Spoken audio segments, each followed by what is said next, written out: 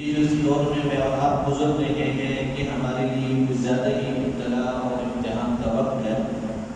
اس میں دین اور دیندار ترقی کے لیے مشکلات اور مسائل کے لیے بڑھا دیے گئے۔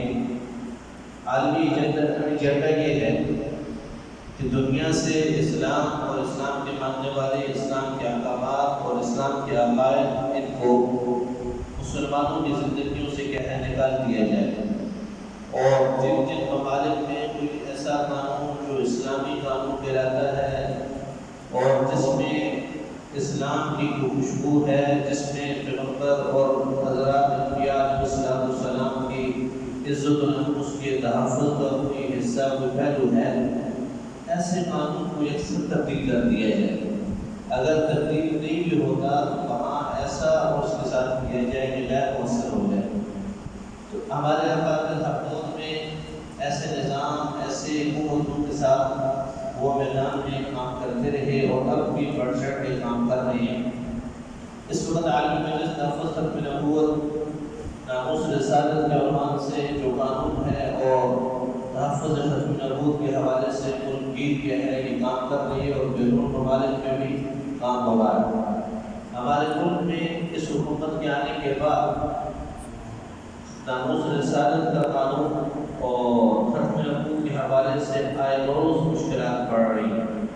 تو عالمی مجلس تحفظ ختم نبوت نے ہمارا 1974 میں پارلیمنٹ میں قادیانیت کو غیر مسلم اقلیت قرار دیا گیا اور قانون بنا۔ 1984 میں ابتدائے قادیانیت پاس ہوا جنرل جواہر کی صدارت میں۔ یہ ابتدائے قادیانیت اور 1974 کا قانون اس کو قادیانی نہیں مانتے اور وہ اپنی سرگرمیوں میں مسلسل مصروف ہے۔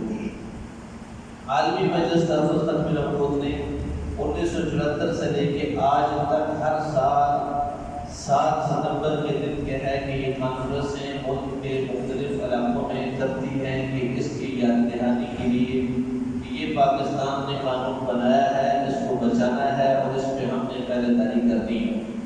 لیکن 2-4 سال سے جب اس قانون کے ساتھ زیادہ چھیڑ چھاڑ ہو رہی ہے تو 1974 کی یاد کو تازہ کرنے کے لیے ملک کے ہر بڑے شہر میں تقریباً بڑی کانفرنس 7 ستمبر کے دن منعقد ہوتی ہے۔